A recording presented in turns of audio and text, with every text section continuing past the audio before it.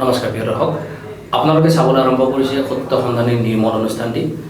আজি আমাৰ লগত উপস্থিত আছে মনোৰোগ চিকিৎসক আৰু গুৱাহাটী চিকিৎসা মহাবিদ্যালয়ৰ মনোৰোগ বিভাগৰ মুৰব্বী অধ্যাপক doctor Suresh Chakraborty sir. Sir, আপোনাক সম্ভাষণ জনাইছোঁ আমাৰ অনুষ্ঠানত। ধন্যবাদ। মই প্ৰথমে এই যে আপুনি মনৰ চিকিৎসাৰ লগত জড়িত হৈছে, কেতিয়াৰ পৰা হৈছে সেই বিষয়ে অকণমান জানিব বিচাৰিম। মই 1991 চনৰ পৰা মানসিক স্বাস্থ্যৰ লগত জড়িত হৈ আছোঁ আৰু সেই বছৰেই মই চৰকাৰী চাকৰিত জইন কৰোঁ, মেডিকেল কলেজত জইন কৰোঁ আৰু তেতিয়াৰ পৰাই আজিলৈকে মই মানসিক চিকিৎসা সেৱাৰ লগত নিৰৱচ্ছিন্নভাৱে লাগি আছোঁ। এতিয়া অকণমান জানিব বিচাৰিম, মনটোতো আমি দেখা নাপাওঁ ছাৰ, মনটো আমি ঢুকি নাপাওঁ, আৰু তেনে এক বিষয় আপুনি কেনেকৈ বাছি ল'লে? প্ৰথমে সেইটো জানিব বিচাৰিছোঁ যে কিয় আপোনাৰ মনৰ বিষয়ে পঢ়ি গ'লা? চাওক, যেতিয়া এইটো বৰ দীঘলীয়া হয় প্ৰশ্নৰ উত্তৰটো মই চমুকৈ কৈছোঁ। মই যেতিয়া গুৱাহাটী চিকিৎসা মহাবিদ্যালয়ত পঢ়া আৰম্ভ কৰিছিলোঁ, আমাৰ সময়ত এতিয়া মেডিকেল কলেজখন পাণবজাৰত আছিলে, এতিয়া য'ত মহেন্দ্ৰ মোহন চৌধুৰী বা নতুন কনষ্ট্ৰাকশ্যনটো চলি আছে। আমাৰ মেডিচিনৰ ক্লিনিকবিলাক ব্ৰহ্মপুত্ৰৰ পাৰত হয়, ব্ৰহ্মপুত্ৰৰ কাষৰ যিটো সেইটো মেডিচিন কমপ্লেক্স। তাৰ এটা চুকত আমাৰ মানসিক চিকিৎসা বিভাগৰ ৱাৰ্ডটো আছিলে, এতিয়া বিভাগ হৈ থকা নাই, ৱাৰ্ডটো আছিলে।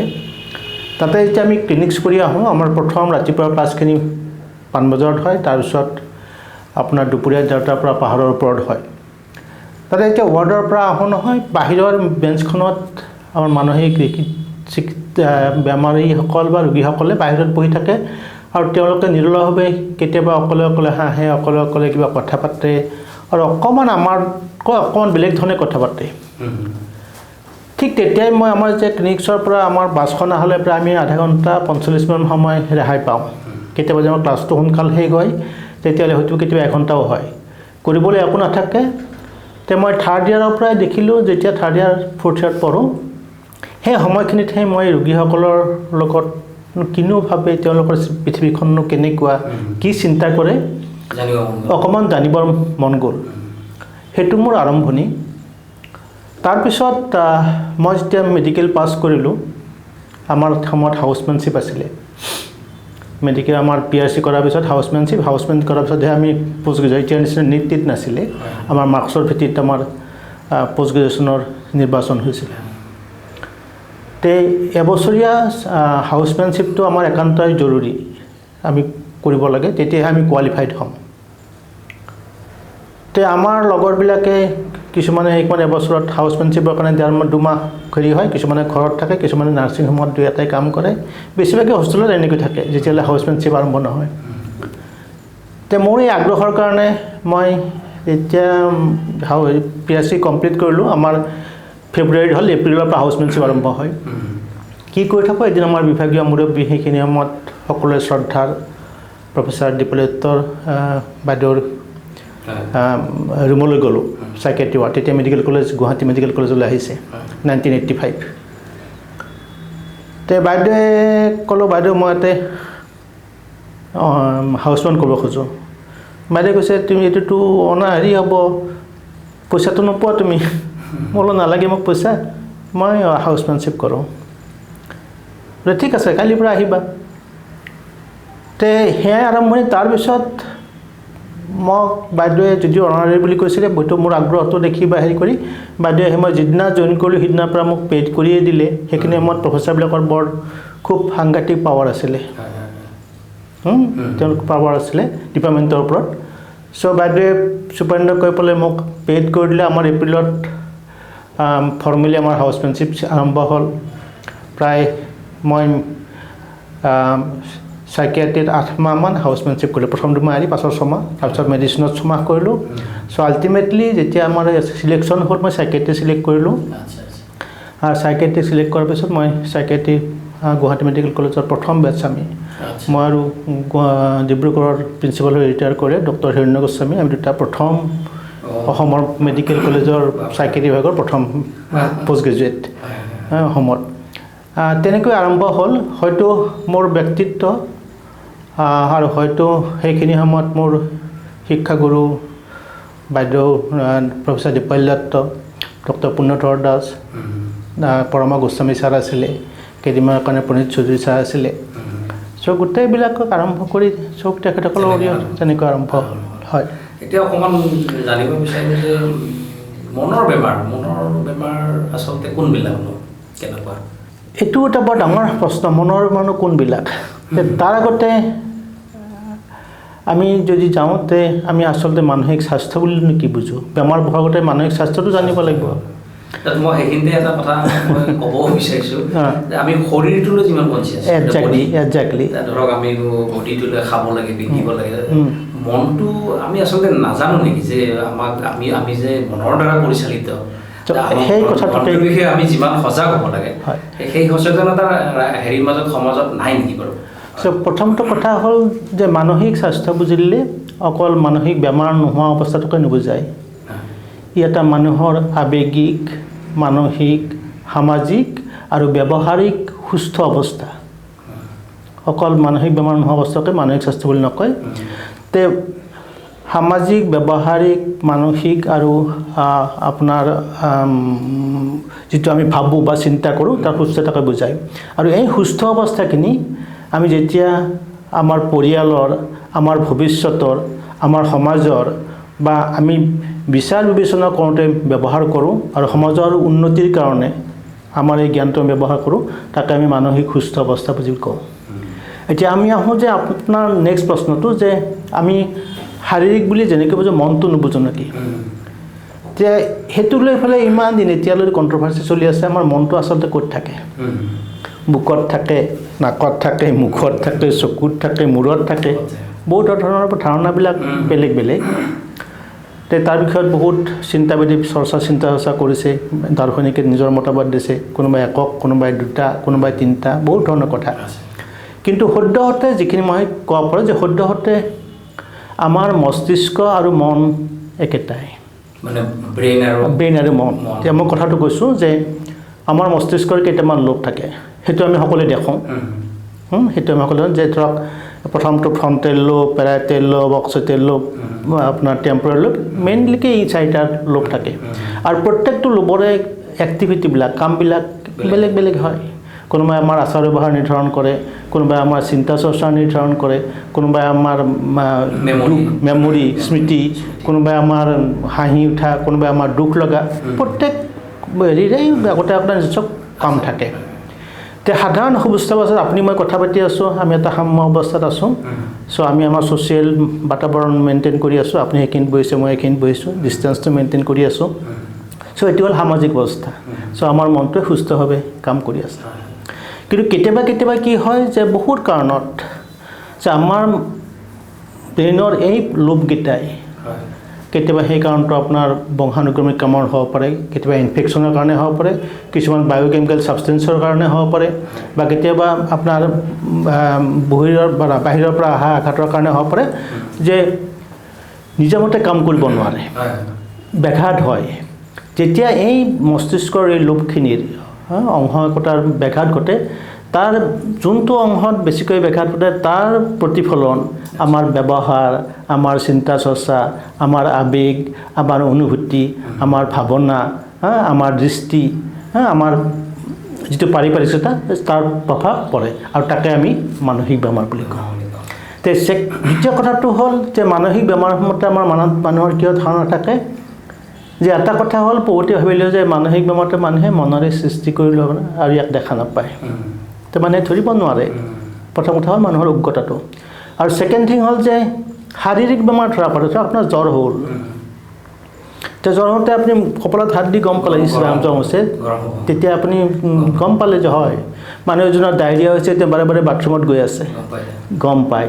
চ' এইটো মানুহৰ দেখা বস্তু। কিন্তু মনৰ বেমাৰটো অদৃশ্য নহয়।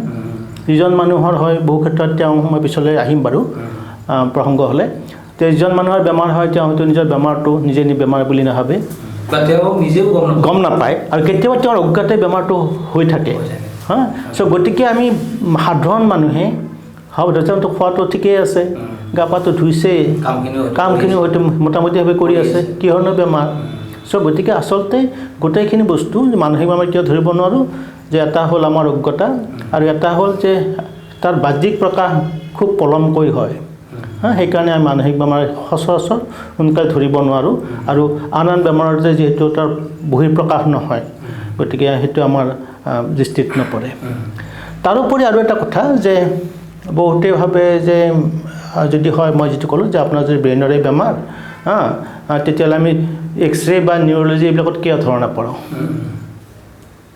মই যে ক'লোঁ কোনোবাই ক'ব পাৰে যে আপুনি যে ক'লে ব্ৰেইনৰ বেমাৰ বুলি তে এক্সৰেত কিয় ধৰা নপৰে MRIত কিয় ধৰা নপৰে বা CT স্কেনত কিয় ধৰা নপৰে তে এই কথাটোৰ উত্তৰটো হ'ল যে নিউৰলজি আৰু নিউৰ'চাৰ্জাৰী অকল ষ্ট্ৰাকচাৰেল তেওঁলোকৰ লেভেলটো তেওঁলোকে সেইখিনি লৈ য'ত শাৰীৰিক গঠনৰ পৰিৱৰ্তন ফিজিকেল চিনটো ধৰা পৰে সেইটো এক্সৰে আহে চাইকিয়াট্ৰি মানসিক ৰোগ বিয়ণ্ড ডেট ফাংচনেল খুব চাটেল আপুনি যদি অকণমান স্পিৰিচুৱেল হয় খুব চাবল আমাৰ যে হেৰি কয় খুব চাবল তেনেই সূক্ষ্ম আৰু এইটো আমি অকণমান হেৰি পৰ্যায় কওঁ যে এইটো নিউৰ'চাৰ্কিট যিবিলাক ধৰক আমাৰ ইলেক্ট্ৰিক যেনেকৈ চাৰ্কিটৰ কথা আছে সেই নিউৰ'চাৰ্কিট ষ্ট্ৰাকচাৰেলত নহয় তাৰ বিয়ণ্ড ডেট চ' সেইকাৰণে সহজতে ধৰা নপৰে আৰু সেইকাৰণে মানসিক বেমাৰ সম্পৰ্কে মানুহৰ সম্যক জ্ঞানটো নাথাকে খুব ভাল কথা খুব নজনা কথা জানিছোঁ হয় আচ্ছা এতিয়া মই এটা কথা সুধিব বিচাৰিছোঁ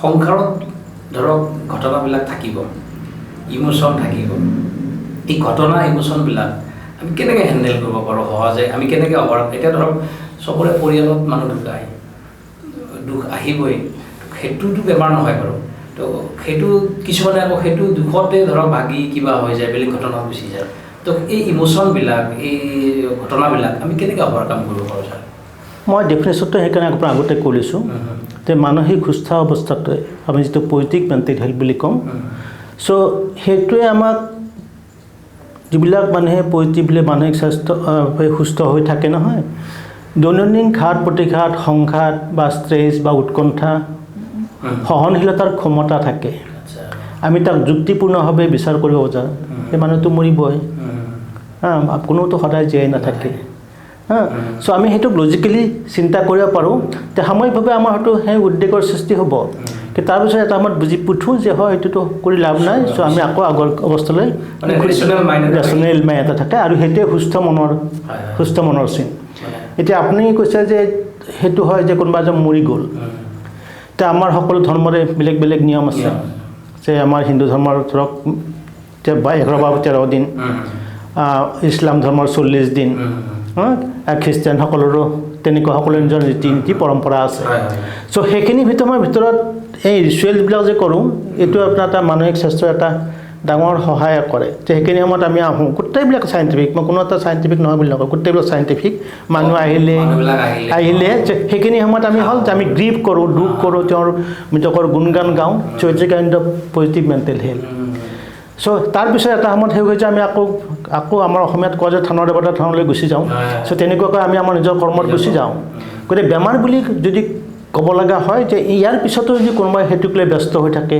নিজৰ কামত মনোযোগ নিদিয়ে ঘৰ সংসাৰৰ প্ৰতি অমনোযোগী হয় তেওঁৰ কৰ্তব্যত বাধা পৰে তেওঁৰ সামাজিক যিটো স্থিতি আছে তাত হেম্পাৰ হয় তেতিয়া আমি মানসিক বেমাৰ হয় এতিয়াতো খুব এনজাইটি আৰু ডিপ্ৰেশ্যন মানে সততে দেখিবলৈ পোৱা যায় সমাজত প্ৰায়ভাগ মানুহৰে ডিপ্ৰেশ্যন এনজাইটি হয় তো ডিপ্ৰেশ্যন বা এনজাইটিৰ পৰা কেনেকৈ হাত খাব পাৰিম বা আৰু আন মানসিক বেমাৰবিলাকৰ পৰা আমি কেনেকৈ হাত খাই থাকিব পাৰোঁ চব মানসিক বেমাৰ খুব সহজ ভাৱত আমাৰ সাধাৰণ মানুহক বুজাবলৈ হ'লে দুই প্ৰকাৰ থাকে এক প্ৰকাৰক আমি চিৰিয়াছ বা চিভিয়াৰ মানসিক বেমাৰ বুলি কওঁ চিৰিয়াছ মেণ্টেল ইলনেছ আৰু আন প্ৰকাৰ আমি আপুনি যিটো ক'লে ডিপ্ৰেশ্যন বা এংজাইটি মাইনৰ বা কমন মেণ্টেল ইলনেছেছ তে চিৰিয়াছ মেণ্টেল ইলনেছৰ পৰা যিটো আমি সচৰাচৰ কওঁ আমি তাক চাইক'চিছ বুলি কওঁ তে তাত এই ভিতৰৰ বেমাৰত কি হয় যে যিজন মানুহৰ বেমাৰ বা যিগৰাকী মহিলাৰ বেমাৰ হয় তেওঁ নিজে গম নাপায় তেওঁৰ বেমাৰ হৈছে তেওঁ হয়তো বেমাৰ নাই বুলি কয় তেওঁ বেমাৰ নাই বুলি কয় মোৰ একো বেমাৰ হোৱা নাই ঘৰৰ মানুহে যে লৈ আহে আমাৰ তাত তেওঁ কয় নাই ছাৰ আপুনি সোধক তেওঁলোকৰ বেমাৰ হৈছে মোৰ একো হোৱা নাই সিহঁতক সোধক সিহঁতে কিয় লৈ আহিছে so' complete denial of their illness সেইটো চিৰিয়াছ মানসিক বেমাৰৰ লক্ষণ তো কেতিয়াবা তেওঁলোকে অকলে অকলে হাঁহে অকলে অকলে কথা কয় আমি নেদেখা বস্তুবিলাক দেখে যিটো বস্তু অসম্ভৱ সেইটোকে সম্ভৱ বুলি ভাবে, কোনোবাই তেওঁলোকক যাদু মন্ত্ৰ কৰা বুলি ভাবে, কোনোবাই তেওঁলোকক কিবা খোৱা বুলি ভাবে, বা কেতিয়াবা কি হয় তেওঁলোকে ভাবে যে কোনোবাই তেওঁলোকক ওপৰৰ গ্ৰহৰ পৰা তেওঁলোকক নিৰীক্ষণ কৰি আছে, কোনোবাই ফেশ্বন কৰি আহিছে। চ' এইবিলাক গোটেইবিলাক আপোনাৰ চাইক'চিছ, মেজৰ চাইকেট্ৰিক ডিজৰ্ডাৰ বুলি কওঁ আমি, চাইক'চিছৰ লক্ষণ। এই বেমাৰবিলাকৰ ভিতৰত পৰে schizophrenia, mood disorder, mania, schizoaffective, organic চাইক'চিছ, বহুত ধৰণৰ বেমাৰ তেনেকৈ পৰে।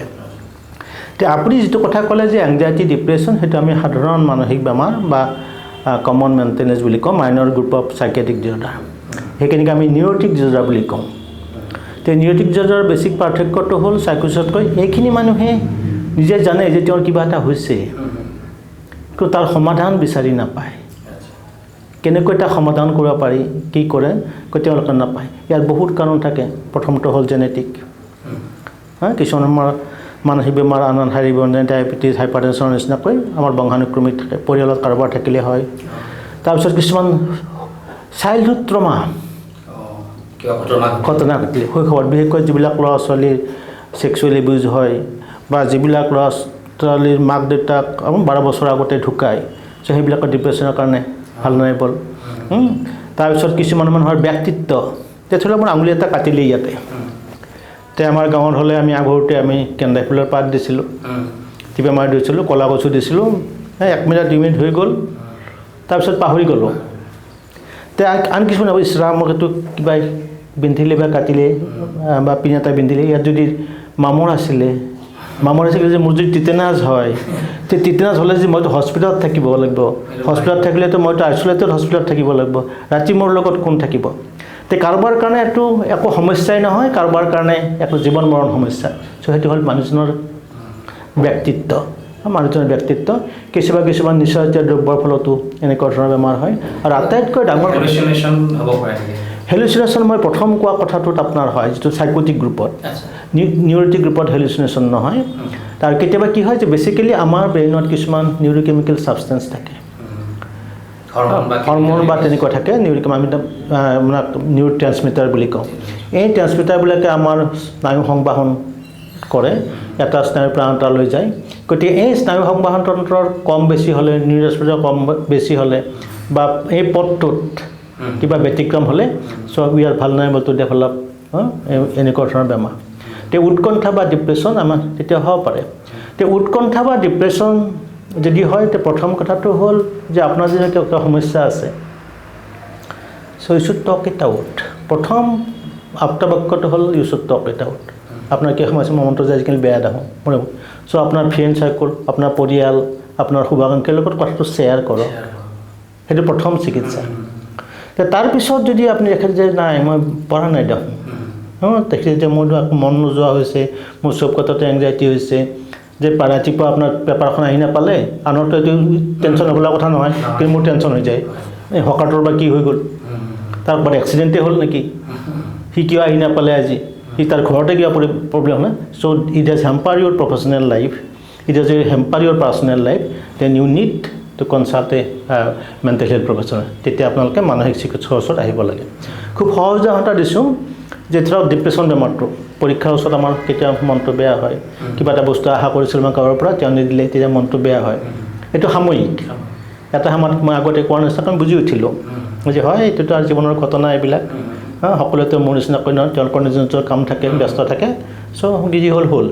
কিন্তু তাৰপিছতো যদি আমাৰ সেই ভাৱনাটো লাগি থাকে, আমি আমাৰ যৎপৰোনাস্তি চেষ্টা কৰোঁ তাৰ পৰা ওলাই আহিব, তথাপি নোৱাৰোঁ।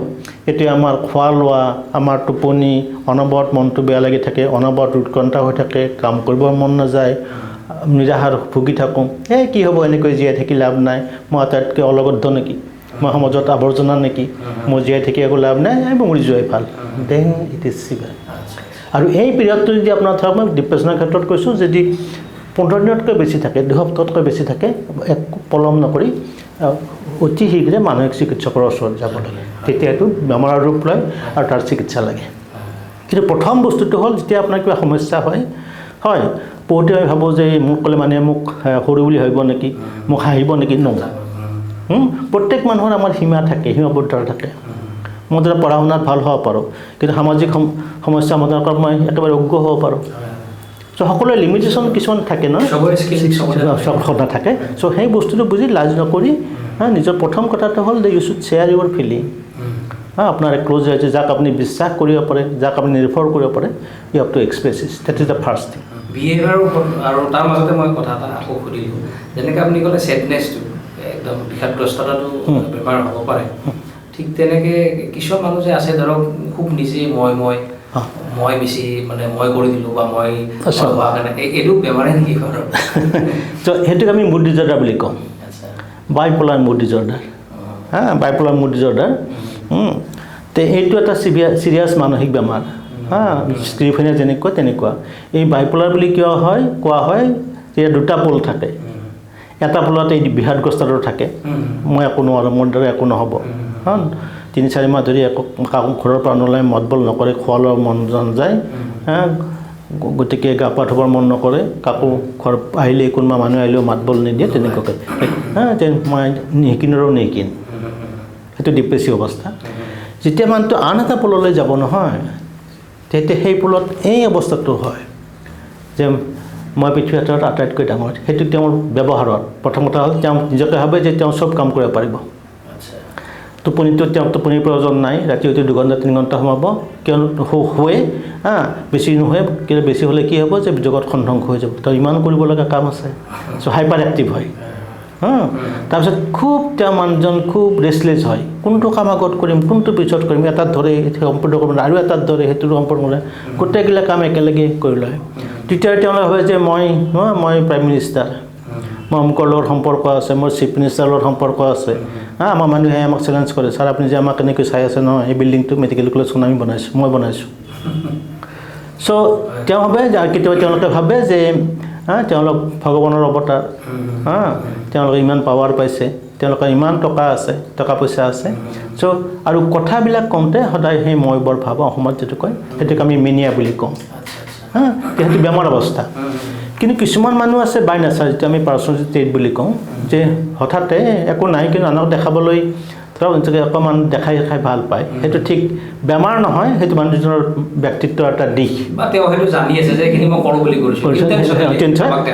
দেখাৰ কাৰণে সেইটো মানুহৰ ব্যক্তিত্ব সেইটো ব্যক্তিত্ব সেই ব্যক্তিজনে নিজে গম পোৱা নাই সেইটো বেমাৰ খুব আত্মপ্ৰচাৰ হৈ আছে সেইটো বেমাৰ কথাৰ বাহিৰে বেলেগ নাই সেইটো বেমাৰ নিজক ডাঙৰ সজোৱা সেইটো মানে এটা কথা বুজিলোঁ ছাৰ বিষাদগ্ৰস্ততা যেনেকৈ মানে দুখ লগাটো মানে ফূৰ্তি কম হোৱাটো যেনেকৈ বেমাৰ আৰু ফূৰ্তি বেছি হোৱাটো যেতিয়া এটা স্বাভাৱিক মানুহ এজনৰ যেতিয়া দেখিবা যে মানুহ অনাহকতে খুব ৰাতিপুৱাই উঠিছে কাম বন নকৰা মানুহ এটা হাতত ৰাতিপুৱাই উঠি কাম বন আৰম্ভ কৰিছে ফুলত পানী দিয়া আৰম্ভ কৰিছে কাৰোবাক ফোন কৰিছে অমুক কৰিব লাগিব তমুক কৰিব লাগিব তে আৰ্লি চিমটম হ'ল টোপনি কম হোৱাটো তেতিয়া আৰ্লি মনিটৰিং চিমটম ডিপ্ৰেশ্যনটো হয় আৰু সেই মেনিয়াটো হয় চ' সেইকেইটা পৰিয়ালৰ মানুহে সেইখিনি বস্তু তাৰপিছত কথা বাৰ্তা খুব কম আগতে খুব কম কথা কমাওঁতে খুব বেছি কথা কোৱা আৰম্ভ কৰিছে সকলোকে অনাহকতে উপদেশ দিয়া আৰম্ভ কৰিছে নিজকে হৈছে নাই একো নাই মই আছোঁ নহয় চিন্তা কৰিব নালাগে চব কৰি দিম মই চ' তেনেকুৱা আছে তেতিয়া জানিব লাগিব যে আচৰণ বিশেষকৈ ব্যৱহাৰৰ যেতিয়া পৰিৱৰ্তন হয় তেতিয়াহ'লে দেখিলে যে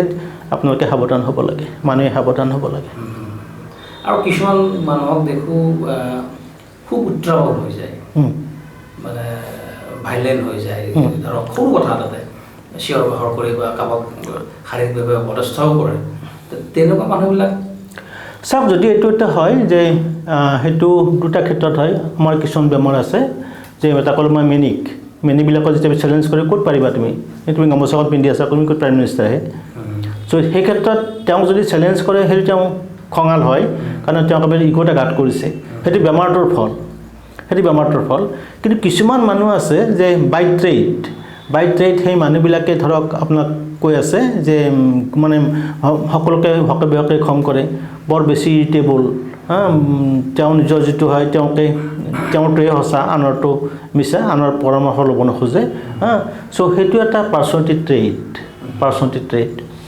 সেই বস্তুটো হ'ল যে মানুহজনৰ যে ধৰক মই এটা মানুহক এটা পাৰ্চনেলিটি ট্ৰেইটৰ কথা কৈছোঁ যে এইবিলাক মানুহে ভাবে যে সদায় আনক দোষাৰোপ কৰে মই পৰীক্ষাত পাছ কৰিলোঁ হয় কিন্তু এই ওচৰৰ মানুহঘৰে ৰাতি ৰেডিঅ'টো লগাই থৈছে নহয়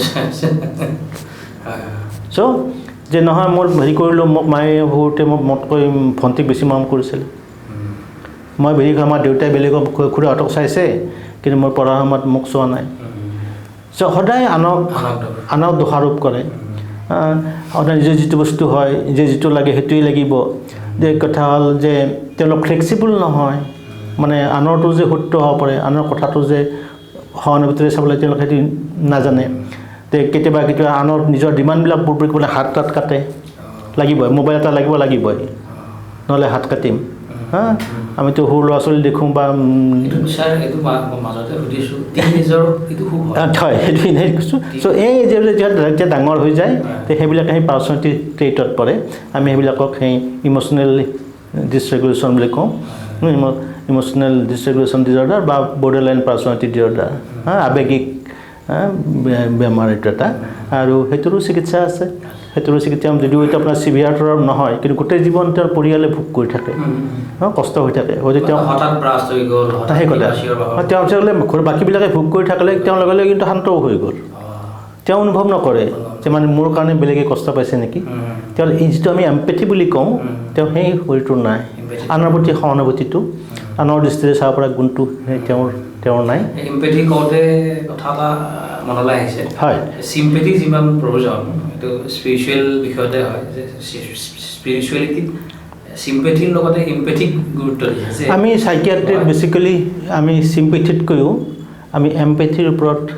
গুৰুত্ব দিওঁ যে আপুনি যিজন ভোগী যিজনে কষ্ট পাই আছে তেওঁৰ চেয়াৰখনত বহি আমি সদায় তেওঁৰ দৃষ্টিৰে আমি বহি পেলাই আমি সকলো নিৰ্ধাৰণ কৰোঁ কাৰণ এতিয়া ধৰক যদি কোনোবাই আহিছে যে আমিতো পাই থাকোঁ যে পৰীক্ষাৰ ওচৰত ল'ৰা ছোৱালী আহে বা কোনোবাই বেকআপ হৈ আহে তেতিয়া আমি ধমকিও দিওঁ এইটো তাত আৰু কোনোবাই মানুহে এনেকুৱা ডিপ্ৰেশ্যন হয়নে আচলতে নহয় প্ৰত্যেক মানুহে ইণ্ডিভিজুৱেল তেওঁ হয়তো যিটো ধৰণত লৈছে বেলেগে নল'বও পাৰে গতিকে সদায় সেই তেওঁৰ দৃষ্টিভংগীত বিচাৰ কৰাটোহে মানসিক চিকিৎসাৰ গতিকে আমি তেওঁৰ এই দৃষ্টিকোণৰ পৰা বস্তুটো বিচাৰ কৰা জাজমেণ্টেল নহয় আমিতো পুলিচৰ মানুহ নহয় আমি ধৰ্মযাজক নহয় উপদেশ দিয়া মানুহো নহয় পুলিচো নহয় ধৰ্মযাজক নহয় আমি হিলাৰ আমি চিকিৎসক চ' গতিকে আমি সদায় সেই দৃষ্টিভংগীৰ পৰা গোটেই বস্তুখিনি বিচাৰ কৰি ল'ব লাগে মই আৰু এটা প্ৰশ্ন কৰিব লৈছোঁ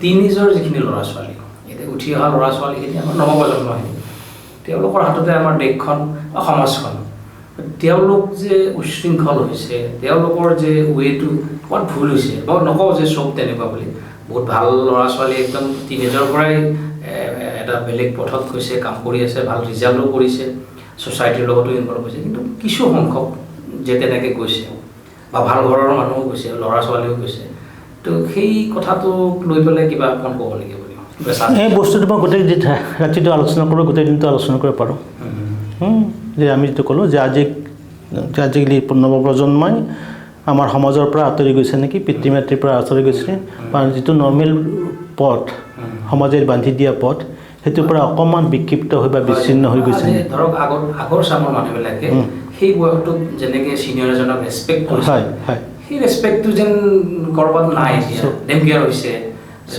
বস্তুটো এই আমি তিনিটা দৃষ্টিভংগীৰে চাব পাৰোঁ প্ৰথম কথা হ'ল এই ল'ৰা ছোৱালীবিলাকে যেতিয়া ডাঙৰ হয় নহয় 12 বা 14 বছৰ বয়সত আমি কিশোৰী বুলি কওঁ তেওঁলোকৰ কিছুমান শাৰীৰিক পৰিৱৰ্তন হয় কিছুমান হৰমনৰ পৰিৱৰ্তন হয় এইটো তেওঁলোকৰ শাৰীৰিক পৰিৱৰ্তন বা বায়'লজিকেল কজ ছেকেণ্ড পৰিৱৰ্তনটো হয় যে তেওঁলোকে এটা খুব টাৰ্মইল ষ্টেজৰে পাৰ হৈ যায় এইখিনি সময়ত সেই ল'ৰা ছোৱালীখিনি 12ৰ পৰা 20ৰ কথা কৈছোঁ মই জীৱনৰ কেৰিয়াৰ ঠিক কৰিব লাগে জীৱনত সিহঁতে প্ৰথম আমাৰ সময়ত প্ৰেম পত্ৰ লিখিছিল আজিকালি প্ৰেম পত্ৰ লিখাটো নাই প্ৰথম সিহঁতে মেছেজ কৰা আৰম্ভ কৰে প্ৰথম প্ৰেমত পৰে প্ৰথম হেৰি হয় প্ৰেমৰ পৰা বিচ্ছেদ হয় প্ৰথমতে কবিতা লিখা আৰম্ভ কৰে প্ৰথম গল্প লিখা আৰম্ভ কৰে তে সমাজখনক কিবা দিবলৈ আৰম্ভ কৰে আৰু থাৰ্ড থিং হ'ল যে এইখিনি সময়তে তেওঁলোকৰ জীৱনত তিনিটা ডাঙৰ হেৰি হয় তেওঁলোকে ভোটাধিকাৰ পায় কিছুমান ছোৱালীৰ ক্ষেত্ৰত বিবাহযোগ্য হয় আৰু তেওঁলোকে কেৰিয়াৰ ঠিক কৰি ল'ব লাগে এইকেইটা মেজৰ টাৰ্মইল আৰু আপুনি যদি মন কৰে যে আমাৰ খুব মেমেলৰ ভিতৰত প্ৰত্যেকটো মেমেলে স্তন্যপায়ী প্ৰাণীৰ ভিতৰত মানুহৰ আপোনাৰ কৈশোৰ কালটো কৈশোৰ আৰু যৌৱনৰ আটাইতকৈ দীঘল গৰু পোৱালি এটা হ'লে লগে লগে থিয় হ'ল, তাৰপিছত মাকৰ গাখীৰ খালে সি ইণ্ডিপেণ্ডেণ্ট হৈ গ'ল। ছাগলীটো হ'ল তেনেকুৱাকৈ, হাতী পোৱালিটো তেনেকুৱা হ'ল। কিন্তু আমাৰতো মাক দেউতাক এতিয়া নতুন প্ৰজন্মৰে হওক পুৰণা প্ৰজন্মৰে, মানে আমিতো প্ৰায় 35 বছৰলৈ আমি এৰিয়ে নিদিওঁ বিয়া নহ'লে। কিছুমানৰ বিয়াৰ পিছতো মাকে চাই থাকে, দেউতাকে চাই থাকে ল'ৰা ছোৱালীক। চ' এই এটা আকৌ ডাঙৰ পৰিৱৰ্তন। এতিয়া আহোঁ যে মেইন প্ৰশ্নটো হৈছে কিয় এনেকুৱা হৈছে। তো এনেকুৱা কিয় হৈছে যে সৰুতে আমি যেতিয়া ডাঙৰ হওঁ নহয়, ডাঙৰ হোৱাৰ পাছতে আমাক সামাজিকভাৱে, আমাক শিক্ষাগতভাৱে বা আমাৰ পৰিস্থিতিয়ে আমাক এটা লক্ষ্য নিৰ্ধাৰণ কৰি দিয়ে। মই এই কথাখিনি অকণমান বহলাই গৈছোঁ যাতে মানুহখিনি বুজি পায়। তো সৰু এটা সংহত সমাজত এই লক্ষ্য নিৰ্ধাৰণৰ কোনো প্ৰয়োজন নাই। ধৰি লওক মোৰ ক্ষেত্ৰত কৈছোঁ মই তেতিয়া বেছি সহজ হ'ব যে মই যেতিয়া পঢ়িছিলোঁ স্কুলত, মই মোৰ লক্ষ্য স্থিৰ কৰিব লগা হোৱাই নাছিলে, কাৰণ মোৰ ছাৰসকলে দিছিলে। মোৰ লক্ষ্যটো মোৰ সমাজখনে, মোৰ গাঁওখনে মোৰ নিৰ্ধাৰণ কৰি দিছিলে। মোৰ পৰিয়ালৰ কথাটো বেলেগে, কাৰণ মই পঢ়াত ভাল আছিলোঁ, গধূলি মই 6টা বছৰ ওলাব নোৱাৰোঁ। কোনোবা যদি দেখে চকত, এই তই ইয়াতে এতিয়ালৈ কি কৰি আছ, ষ্টেটাছ কল সামাজিক। চ' মোৰ লক্ষ্যটো মোৰ শিক্ষাগুৰুসকলে, মোৰ সমাজখনৰ বয়োজ্যেষ্ঠসকলে, মোৰ গাঁৱৰ মানুহখিনিয়ে, মই উদাহৰণ দিছোঁ, গাঁৱত যদি কিবা সামাজিক কাম কৰিব লগা হয় মোক যাব দিয়া নাছিলে, যাতে পৰগৈ। চ' এতিয়া সামাজিক দায়বদ্ধতা। তো আমাৰ সামাজিক অভিভাৱক আছিলে, গতিকে আমাৰ ক্ষেত্ৰত আমাৰ একো পৰিৱৰ্তন হোৱা নাই। তো ছেকেণ্ড থিং হ'ল তেওঁলোকে যেতিয়া আমি আমাৰ স্কুলৰ শিক্ষক বা শিক্ষাগুৰু বা সমাজৰ মানুহ বা মানুহজন আমি নিজৰ লক্ষ্য নিৰ্ধাৰণ কৰিছিলোঁ, গতিকে সেইমতে আমি আগবাঢ়িছিলোঁ, প্ৰব্লেম হোৱা নাই। কিন্তু কিছুমানে কি হয়, যেতিয়া তেওঁলোকে নিজৰ যিটো হিৰোবিজু কয় যে এতিয়াতো IPL চলি আছে, সৰু ল'ৰাকেইটা মানে খুব ভাল মাৰি আছে, নামবিলাক মই নকওঁ বাৰু। চ' কিছুমানে সেই হ'বলৈ খুজিছে, কিছুমানে শচীন তেণ্ডুলকাৰ হ'ব, কিছুমানে বিৰাট কোহলি হ'ব, কিছুমানে বুমৰা হ'ব। চ' সেইবিলাক তেওঁলোকৰ হিৰো, আৰু সেনেকুৱা হয়ো। আমাৰ অসমৰ পৰাই গৈছে, আমাৰ হৰিয়ানাৰ পৰা গৈছে। গতিকে তেনেকুৱা হৈছে, তেওঁলোকৰ ক্ষেত্ৰতো একো প্ৰব্লেম নহয়। যেতিয়া সমাজখনে দিব নোৱাৰে, তেতিয়া তেওঁলোকৰ আইডিয়েল মতে সেনেকুৱাকৈ ডেভেলপ কৰি বিচাৰি লয়। কিন্তু যিবিলাকে ঘৰখনেও দিব নোৱাৰে, সমাজখনেও দিব নোৱাৰে, নিজেও এনেকুৱাকৈ বিচাৰি ল'ব নোৱাৰে নহয়, তেওঁলোকে কিছুমান এক্সপেৰিমেণ্ট কৰে। ধৰি লওক মেট্ৰিক পঢ়ি পাছ কৰিলোঁ, যে আজি লওঁ কি কওঁ, ছায়েন্স লওঁ। দেখিব আপুনি এই পৰীক্ষা হৈ আছে না, ছায়েন্স ল'লে ছায়েন্সত ভাল লাগে, আৰ্টছ পঢ়োঁ, আৰ্টছতো ভাল লাগে নাই, কমাৰ্চ পঢ়োঁ। তেওঁলোকে এক্সপেৰিমেণ্ট কৰে, তো আল্টিমেটলি এটা অৱস্থাত ফিক্স হৈ যায়। 2-3 বছৰ এক্সপেৰিমেণ্টৰ পিছত নাই, এইটো সেই মোৰ পৰা। চ' সেইটোও নৰ্মেল। আৰু আটাইতকৈ ডাঙৰ কথাটো হৈছে আমি যিটো কথা কৈছোঁ যে এটা চামে তেওঁলোকৰ গ'লটো ফিক্স কৰিব নোৱাৰে, অভিভাৱক বিচাৰি নাপায় বা তেনেকুৱা নোৱাৰে। আৰু সেই চামটোৱে কিছুমান কাল্ট বা কিছুমান গ্ৰুপ বিচাৰি লয়। এটা গ্ৰুপ হ'ল ইনচাৰ্জেঞ্চি, 80 দশকত আমাৰ অসমৰ যিটো অৱস্থা তাৰেই ফল। সেইটো আমি কওঁ ৰোল কনফিউজন। তেওঁলোকে ৰোল কনফিউজনত ভোগে। গতিকে কোনোবাই সেই কাল্টত বিশ্বাস কৰে, কিছুমানে সামাজিক সন্ত্ৰাসবাদত গ'ল, কিছুমানে সহজ মানিত বিশ্বাস কৰে, তেনেকুৱা ধৰণৰ কিছুমান ছাবষ্টেন্স এবিউজ হেৰিত গ'ল। চ' গতিকে তেনেকুৱা ধৰণৰ বস্তুবিলাক হৈ যায়। এতিয়া আহোঁ যে সেনেকুৱা ধৰণৰ আমাৰ শৈশৱটো তেনেকুৱা হয়। এতিয়া আহোঁ যে এই বস্তুটো যে আজিৰ ডেকাচামে আমাৰ নিয়ম ধাৰাখিনি মানিব নোখোজে। কথাটো সঁচা নে মিছা? এই কথাটো আধাৰি মই ক'ম যে প্লেটোৱে তেতিয়াই কৈছিলে, প্লেটোৰ দিনতে কনচেপ্টটো আছিলে যে আজিৰ প্লেটোৱে কৈছিলে তাহানিতে, আজিৰ ডেকাচামে চিনিয়ৰবিলাকক সন্মান কৰিব নাজানে। প্লেটোৱে তেতিয়া কৈছে। কনচেপ্টটো হ'ল বেচিকেলি জেনেৰেশ্যন গেপৰ কথা। আমি আমাৰ সংস্কাৰটো মা দেউতাৰ পৰা পাইছিলোঁ, মোৰ ল'ৰা ছোৱালীয়ে সংস্কাৰটো মোৰ পৰা পাব। কিন্তু কথা হ'ল এডলচেণ্ট এজৰ এটা ডাঙৰ কেৰেক্টাৰিষ্টিক হ'ল যে সিহঁতে হিৰোইজিম বিচাৰে। আমাৰ ৰিকগনিশ্যনতকৈও সিহঁতৰ সমবয়সীয়া ল'ৰা ছোৱালীৰ ৰিকগনিশ্যন বেছি। মাকে যদি কয় ছোৱালীজনীক যে মা হেৰিটো চোলাটো চুটি হ'ল নেকি, দীঘলতা পিন্ধি যাব নেকি, কিয় মোৰ লগৰবিলাকে গৈছে দিয়ক। চ' মাকতকৈ কাৰণ তাই সেইখন এটা পিয়াৰ গ্ৰুপ এটা কৰিব খোজে নহয়। চ' সেই বস্তুটোত তাই সেই নৰ্মত, কাৰণ তাইৰ লগৰবিলাকেই পিন্ধিছে এনেকুৱা শ্বৰ্টছ, অকল তাই পিন্ধা নাই, তাই যদি আপোনাৰ দীঘল পিনে তাক গাঁৱলীয়া বুলি ক'ব, তাহাঁতৰ লগত মিলিব নোৱাৰিব। চ' that is cold Pyar pressure. তে সেই সামাজিক বস্তুটো সিহঁতে পিয়াৰ প্ৰেছাৰত কিছুমান কাম কৰে, আৰু সকলোৱে নহয়, তাৰ ভিতৰত কিছুমান মই আগতে কোৱা নিচিনা ডেবিট হৈ যায়। কিন্তু এজ এ হোল যে সেইটো বস্তু আমাৰ এতিয়া ৰাজনৈতিক পৰিৱৰ্তন, সামাজিক পৰিৱৰ্তন, আমাৰ মূল্যবোধৰ পৰিৱৰ্তন, আৰু আটাইতকৈ ডাঙৰ কথা মেটেৰিয়েলিষ্টিক, খুব মেটেৰিয়েলিষ্টিক গোটেইখিনি বস্তুত। মই বিজ্ঞান আৰু প্ৰযুক্তিবিদ্যাৰ পৰিৱৰ্তনৰ কথা নকওঁৱেই বাৰু, মোবাইল সংস্কাৰৰ কথা নকওঁৱেই। চ' গোটেইখিনি বস্তু হৈছে মেটেৰিয়েলিষ্টিক। যদি আপুনি চাই যে ইমান ডাঙৰ ডাঙৰ স্কেম কৰিলে, মানুহবিলাকে স্কেম টেম কৰিছে, 2 মাহ জেলত আছে, তাৰপিছত আৰামছে চলিছে, ঘূৰি আহিছে।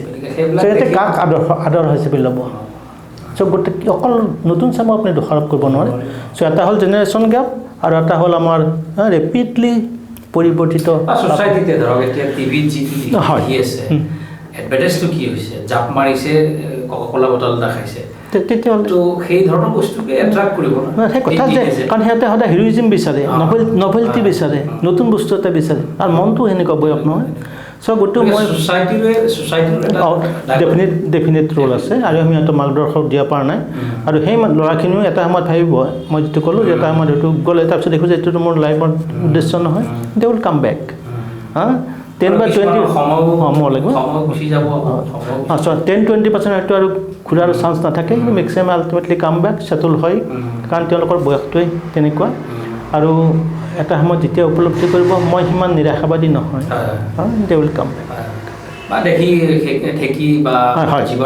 জীৱনে শিকাব, আৰু তেতিয়া সেই অভিজ্ঞতাৰ পৰা তেওঁলোকে শিক্ষা ল'ব, এৰিব নহয়, এইটো দিব।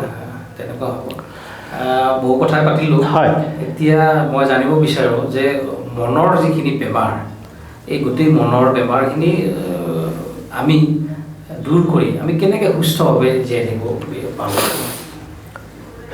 মই এজ এ হোল কাৰণ আমি মনটোকে সুস্থ কৰি ৰাখিব লাগিব ছাৰ। যে সেই বস্তুটো মই এটা বস্তু আপোনাক উদাহৰণ দি বুজাব খুজিছোঁ।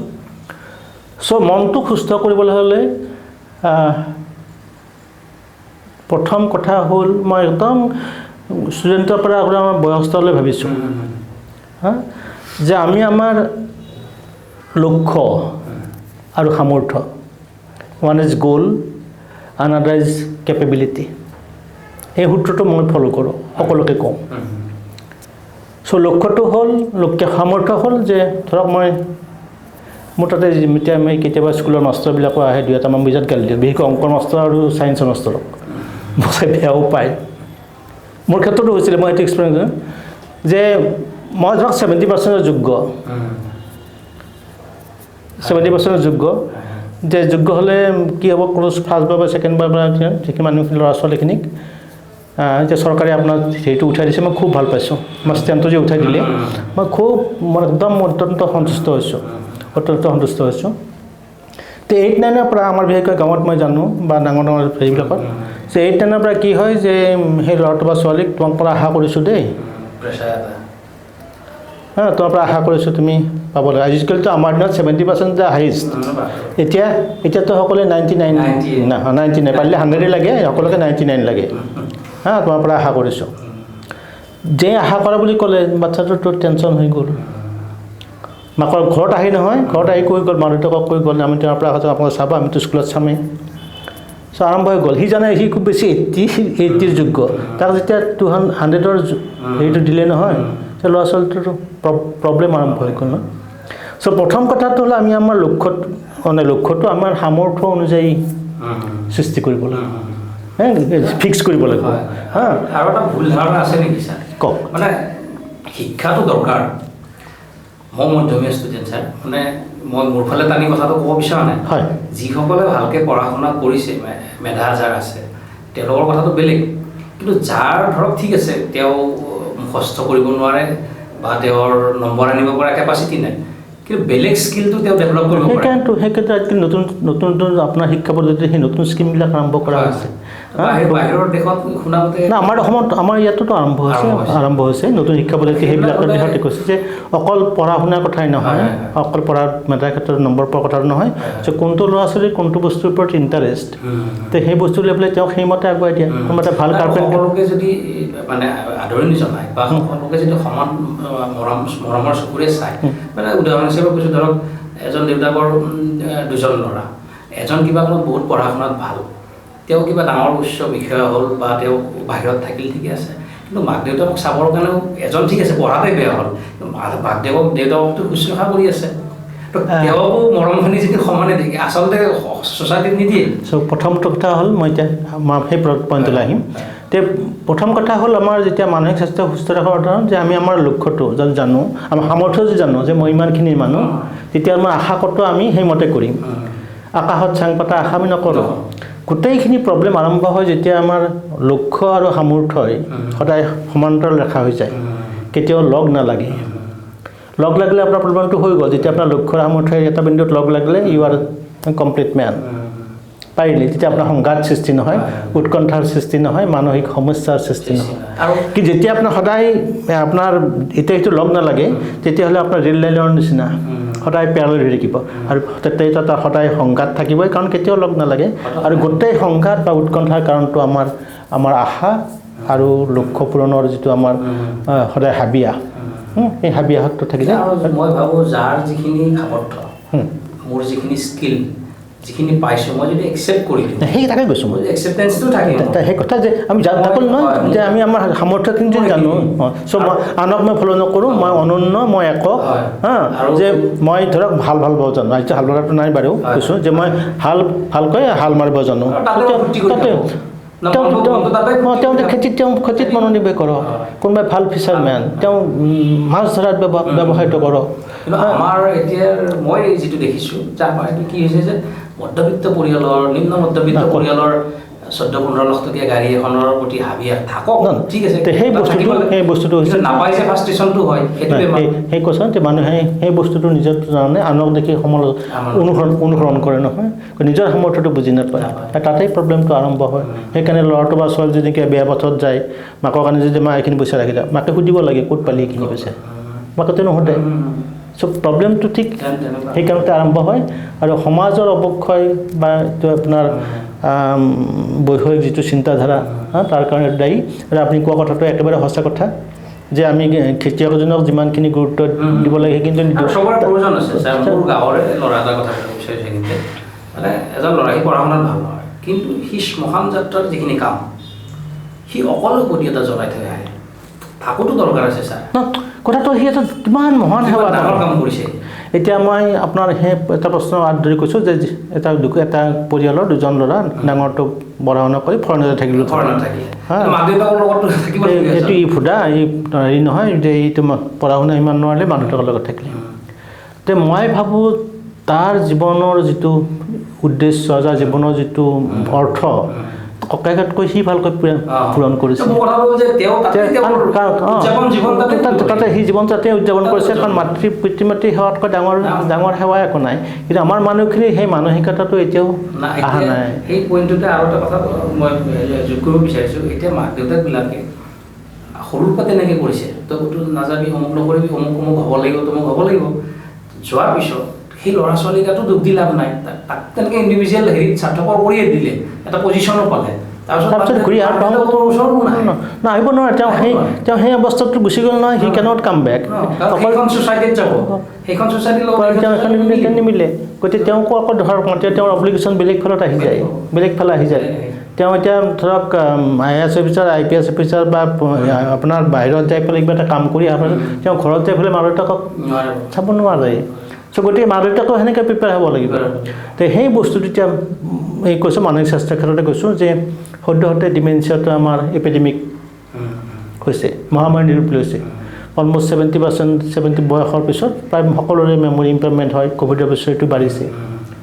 এতিয়া আমি মানসিক চিকিৎসকসকলে আমি সকলোৱে জানো, সকলোৱে মোৰ লগত একমত হ'ব বা হেৰি কৰিব যে এই অৱস্থাত ডিমেনচিয়া হোৱাৰ পিছত মা দেউতাকক চোৱা মানুহ নোহোৱা হৈছে।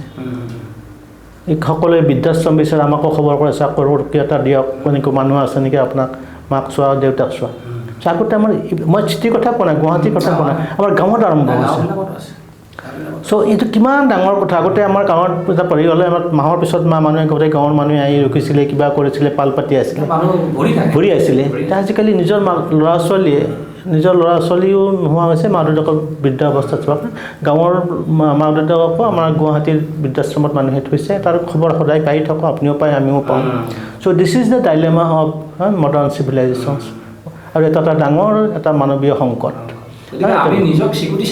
হয় হয় আৰু সেই প্ৰত্যেক মানুহে নিজৰ ভূপেনাজীকে কোৱাৰ নিচিনাকৈ আমি আমাৰ সকলোৱে নিজৰ ডিগনিটিটো বুজিব লাগিব কামৰ মৰ্যাদাটো বুজিব লাগিব কোনো সৰু বা কোনো ডাঙৰ নহয় মই আৰু এটা ইয়াতে যোগ কৰিছোঁ এতিয়া যাদৱ পায়েং ছাৰ হয় তেওঁ যিখিনি কাম কৰিছে তেওঁতো বিশ্ববিদ্যালয়ৰ পৰা অহা নাই কিন্তু তেওঁতো যিখিনি তেওঁ চিন্তাধাৰাৰে তেওঁ যিটো কাম কৰিছে তো সেই কামৰ কাৰণেতো আমেৰিকাৰ পৰা মানুহে তেওঁ তাত নহয় কোনো নহয় যে আপোনাৰ যদি এখন নিৰৱচ্ছিন্নভাৱে আপুনি এটা কামত লাগি থাকে এখন প্ৰজেক্টত লাগি থাকে সেই কামৰ স্বীকৃতি পাবই যাদৱ পায়েং দেৱক মই লগ পাইছোঁ মেডিকেল কলেজতো আহিছিলে তেখেতে মই কাষত বহি কথা পাতিছোঁ তেওঁ বাহিৰত যাই তেওঁ গৌৰৱৰে কৈছে মই অসমীয়াত লেকচাৰ দি আহিছোঁ যাৰ যি স্কিল আছে হয় আৰু অনুকৰণ কৰাতকৈ বা চবক লাগে যে মই এনেকুৱা হ'ব লাগে এটা ভুল হেৰি কৰিব লাগে কিন্তু মোৰ স্কিলটো এইখিনি মোৰ সামৰ্থ্য সেই কথা যে আপুনি আপোনাৰ কামত হয় আপুনি যদি বিশ্বাস কৰে আপুনি আপোনাৰ কামক শ্ৰদ্ধা কৰে আৰু পেচনেটলি ভাবি আপুনি আচ্ছা আপুনি নিজৰ কামত সদায় সেইটো সৰু বা ডাঙৰ কোনো কথা নাই যি কামে কৰে আনে স্বীকৃতি দিয়াতকৈ মই যদি আজি মোৰ জীৱনটোত যদি মই নিজে হেপি হ'ব পৰা নাই আনে মোক ধৰক এনে দিলে গামোচা ল'লোঁ কিবা ল'লোঁ এটা আৰ্টিফিচিয়েল এটা সময়ততো মোৰ ফ্ৰাষ্ট্ৰেশ্যন আহিবই ঘৰৰ ভিতৰতো মই অকলশৰে হ'ব লাগিব ঘৰতেতো মই অকলশৰে হওঁ তো সেইখিনি কথাই যে আমি নিজে একচেপ্ট কৰিব লাগিব আমাৰ মাইনাছ পইণ্ট যি আছে আমি সেইবিলাক চব ডেভেলপ কৰিবৰ কাৰণে ট্ৰাই কৰিব লাগিব আৰু ইম্প্ৰুভমেণ্টটো লাগিব আমাক ডে বাই ডে আৰু মই তেনেকৈ বুজিছোঁ আৰু তেনেকৈ নিজৰ সামৰ্থ্যৰে জীৱনৰ জয়গান গাব লাগিব হয় তাতে জীৱনৰ অৰ্থ তাতে জীৱনৰ লাগিব হয় বহুত বহুত ধন্যবাদ বহুত কথা পাতিলোঁ নজনা কথা শিকিলোঁ থেংক ইউ ছ' মাছ কেতিয়াবা আপোনাৰ ওচৰলৈ আহিম ছাৰ থেংক ইউ ছ' মাছ আৰু আজিৰ অনুষ্ঠানটো আমি এইখিনিতে সামৰণি মাৰিছোঁ থেংক ইউ